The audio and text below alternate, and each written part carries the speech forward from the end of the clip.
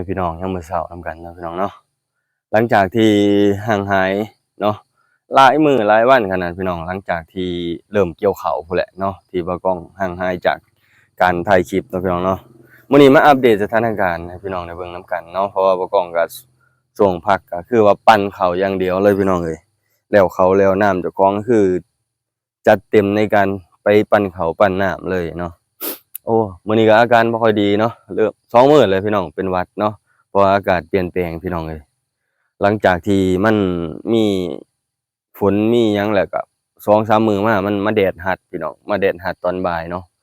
นี่แหละพี่น้องกำลังเตรียมตัวออกไปปั่นข้าวอยู่หน้าทางพู้นแหละพี่น้องทางดงทางหยังพู้นทางไปทางมาก็สิลำบากแหน่จักหน่อยเนาะช่วงนี้ปีนี้คือหาอยู่หากินยากลำบากหลายพี่น้องปกติแต่ละปีเนาะ ฝนฟ้าอากาศมันก็จะบ่ได้แม่นแบบนี้เนาะพี่น้องเนาะหนทางก็คงจะดีกว่านี้เวลาเขาเจ้าอันซ่อมเนาะพี่น้องเนาะแต่ว่าปีนี้น่ะเขาเจ้าซ่อมไปแล้วมันก็เปๆคือเก่าพี่น้องเอ้ยเพราะว่ามันมีขี้ตมอิหยังน่ะพี่น้องเอ้ยหลายๆอย่างเนาะแต่ละปีมันสิหนทางมันจะแน่นเลยแหละเนาะมันจะแน่นเลยกำลังเตรียมตัวพี่น้องท่ากินข้าวกินน้ำกินแล้วก็สิไปเลยเนาะเพราะว่าก็สิท่าคนนำพาไปดงไปหยังอีกเนาะเพราะว่า มันหนทางมันยากแหน่พี่น้องมีแต่คนพื้นที่เจ้าของไร่เจ้าของนาเขาเจ้าต้องดึงเอาพี่น้องเอ้ยเพราะว่าแรงรถเรามันบ่พอพี่น้องเอ้ยแรงรถเรามันบ่พอเพราะว่าหนทางมันเป็นลมหนทางมันเป็นลมเนาะมันเป็นดินตมดินหยังพี่น้องเอ้ยเพราะว่าฝนกำลังเซาตกประมาณ3มื้อนี่แหละ3มื้อกำลังแดดมาส่ำหนึ่งพี่น้องเอ้ยปีนี้นะโอ้ยลงจากเครื่องปั่นนี่พี่น้องเอ้ยลงจากเครื่องปั่นลงจากยัดข้าวนี่ก็ ต้องมาสุกรถเปลี่ยนล้านเปลี่ยนกองข้าวได้พี่น้องเอ้ยนี่ยากแหน่ปีนี้หากินยากก็แต่ก็อดเอาพี่น้องเอ้ยนี่ก็รถลากเฮาก็สิเฒ่าแหน่จักหน่อยแหละแต่ว่าก็ทูๆไถๆไปมันก็มีปัญหาเล็กน้อยๆพี่น้องบ่อนใดแก้ไขได้แก้ไขไปก่อนปีนี้เนาะแต่ว่าปีนี้จักสิได้จักสอบพี่น้องยังบ่สรุปข้าวเลยข้าวก็บ่ทันได้เก็บหยังมาเลยเนาะ เก็บมาเล็กน้อยๆเวลาเขาเจ้ามาส่งก็ได้แต่เอามาไว้เลี้ยงไว้เนาะพี่น้องเนาะเดี๋ยวอีกบ่เกินมื้ออื่นเนาะมื้ออื่นมื้อแลงเทื่อก็ได้บ่เมื่อยก็สิไปหาเก็บเอาพี่น้องเพราะว่าอาจสิไปเก็บยามมื้อแลงเทื่อคนเขาเจ้าบ่ทันมาพอหน้าพอตากับบางทีคนก็เผาเกี่ยวข้าวของเจ้าของเผามันแล้วเนาะเจ้าก็บ่ทันเข้ามาเนาะเขาเจ้าก็ส่วนมากจะตอนเช้าตอนดึกๆเอาเนาะพี่น้องเนาะไปเก็บข้าวเก็บน้ำก็ได้เพราะว่าคนจะอยู่ช่วงตอนนั้นเนาะพี่น้องเนาะตอนเช้าตอนหยังเนาะ อันนี้รถปั่นเราก็ถือว่าได้ทำงานตลอดเนาะพี่น้องเนาะทำงานตลอดบ่ได้หยุดพักคือกันเนาะพี่น้องเนาะมื้อใดว่าสิหยุดพักแต่ก็มีงานช่วงนี้เขาเจ้าก็เอิ้นใส่เอิ้นหาเล็กงานน้อยพี่น้องเอ้ยงานเล็กงานน้อยก็ไปเบิดพี่น้องเอ้ยปั่นข้าว5-6เป๋าก็ปั่นบางคนก็แ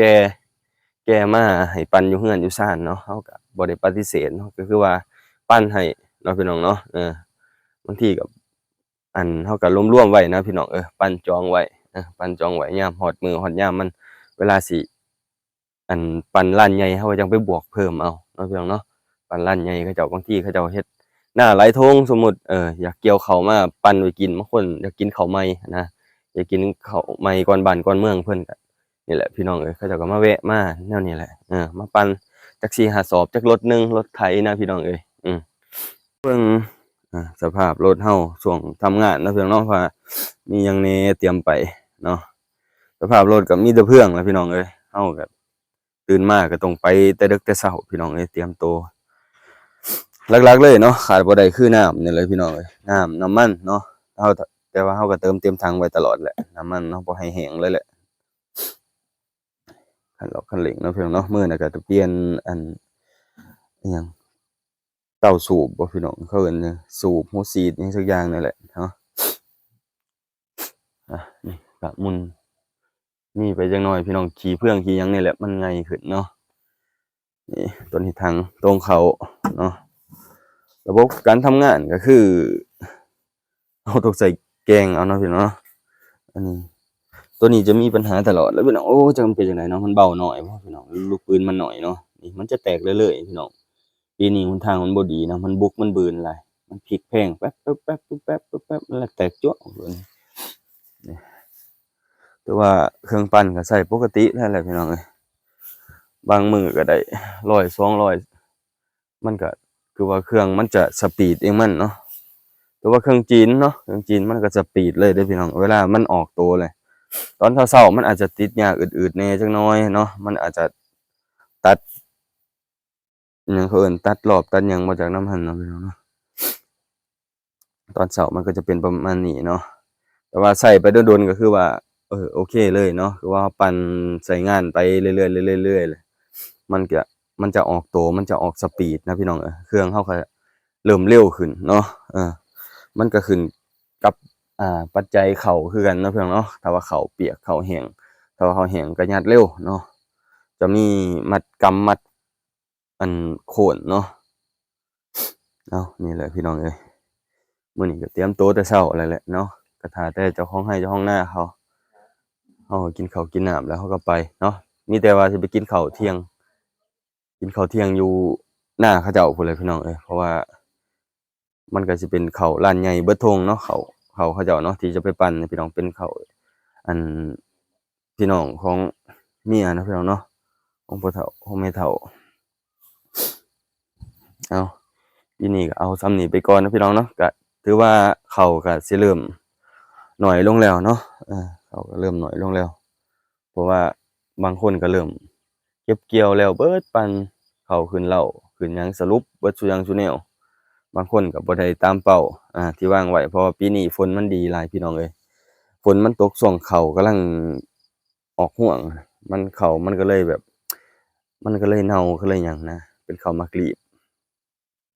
แถวนี้น่ะแล้วเบิดแล้วพี่น้องแต่ก่อนบ่ากองเคยถ่ายบรรยากาศให้พี่น้องได้เบิ่งตอนนั้นเนาะมันจะมีข้าวมีน้ำหลายแฮงแถวนี้เนาะแต่ว่าหน้าทุ่งนี่ก็ได้แค่ประมาณ70เนาะ70กว่าเป๋า70กว่ากระสอบพี่น้องเอ้ยถือว่าเขาเจ้ารูปหลายเดะแต่ละปีได้เป็นร้อยเนาะพี่น้องเนาะบรรยากาศตอนเช้าก็มีน้ำหมอกหน่อยหนึ่งนะพี่น้องเอ้ยแต่ว่าเบิ่งบรรยากาศก็คือสีแดดนะอีเดือนมื้อนี้เนาะคือสิแดดอยู่ดอกคนก็เริ่มเป็นหวัดหลายพี่น้องเอ้ยเดี๋ยวเรามาหากินข้าวกินน้ำแล้วก็สิพาพ่อแม่พี่น้องไปเบิ่งเนาะร้านปั่นนำกันว่าข้าวน้อยข้าวหลายมื้อนี้เนาะเพราะว่ามื้อนี้มีร้านเดียวแหละพี่น้องเอ้ยก็ร้านเดียวก็สิเบิดมื้อเนาะญ้อนทางไปทางมานี่แหละพี่น้องแต่ว่าทางสะดวกสบายเนาะไปแล้วก็จอดปั่นปุ๊บๆๆๆคราวเดียวก็แล้วนะพี่น้องเอ้ยมันติดแค่บางทางมันไปนั่นแหละพี่น้องมันยากเนาะโอเคพี่น้องฝากติดตามเบิ่งนำกันเด้อแล้วพี่น้องเอ้ยแต่ว่ายังท่ากระสอบเนาะกระสอบเขาเจ้าบ่ทันได้มาเนาะเดี๋ยวมาเบิ่งบรรยากาศกองข้าวกองน้ำนำกันพี่น้องอยู่ในนาเพิ่นนี่ว่ากองข้าวน้อยหลายส่ำใดปีนี้แต่ว่าหลายๆคนนี่เพิ่นตีราคาต่ำแรงปีนี้เนาะคือว่าข้าวนี่มีแต่เฟืองเนาะข้าวบ่ค่อยเป็นเม็ดเป็นหมากปานใดปีนี้เตรียมแล้วเบิดเลยพี่น้องเอ้ยถ้าแต่อันกระเป๋าสอบเนาะถ้าแต่สอบเราก็มาแต่ว่าเอามาบ่หลายอะเนาะเอามาไว้ซื่อเนาะข้าวเขาเจ้าก็มีจักกอง2กอง2กอง3กองพี่น้องอยู่พู้นนำเนาะหน้าไม้ฮะอันนี้คิดหลายเดี๋ยวนี้นะวางแผนหลายๆอย่างหลายๆแนวกลุ้มใจช่วงนี้ก็ได้ พี่น้องเอ้ยส่วนมากจะเป็นข้าวมิดน้อยเนาะข้าวมิดน้อยแล้วก็เจ้าเอิ้นข้าวกินข้าวขายก็มีข้าวขายก็สิเป็นข้าวมิดใหญ่เนาะอันนี้เป็นข้าวมิดใหญ่โอ้ยเบิ่งข้าวมันจะเป็นหมากรีบพี่น้องเบิ่งเด้อข้าวเป็นขาวๆเนี่ยนะอันนี้จะเป็นข้าวมิดใหญ่ข้าวขายอันนี้มาไสนี่คนกรุงเทพคนกรุงเทพนี่พี่น้องเอ้ยเป็นหน้าเพิ่นเบิดแล้วแถวนี้หลายๆผู้ทางป่าผู้ก็แม่นหน้าเพิ่นหน้าหลายพี่น้องทางนี้ทางหน้านี่เป็นถ้าว่าเป็นหน้าเบิดนี่เป็นข้าวคักทางนี้พี่น้องเพราะว่าเขาจะบ่ได้ใส่ปุ๋ยใส่หยังเด้ตอนนี้จะเป็นข้าวมิดใหญ่พี่น้องเอ้ยแต่ว่าหนทางก็บ่ปานใดเนาะบ่ได้สุกได้อยู่ปานใดแต่ไปบางทงน่ะช่วง อัน โอ้คนไทยนี่ 5-6 มื้อ 5-6 มื้อหลังนี่อู้ได้ยุ่งขนาดเลย จนเมื่อยเนาะพี่น้องเนาะทางนั้นบ่ไหวแล้วทางนั้นนะกินฮอดเมียแห้งแล้วทางนั้นแม่นบ่ลุงฮะกินฮอดเมียแห้งแล้วบ่นี่กินฮอดเมียแห้งแล้วบ่ เออเมื่อแล้วนี่ อย่า เคยเมื่อเนาะ มาขายข้าวเบิดเลยก็เมื่อแล้ว เฮ็ดเป็นอีหลีเว้ยเพิ่นเอาบรรยากาศครึมร้อนครึมหนาวพี่น้องเอ้ยครึมร้อนครึมหนาวช่วงนี้ผู้ปอนผู้ตรงครบนะถือว่าคนปริมาณพอดีเนาะพี่น้องเนาะปริมาณพอดีถือว่าบ่น้อยบ่หลาย แต่ว่ามันน่าสิเมื่อยช่วงปลายๆพี่น้องเอ้ยปลายๆใกล้สิแล้วนะเมื่อยแฮง นี่อันนี้ก็ตัดพี่น้องเอ้ยตัดเอาพี่น้องอันนี้เฮา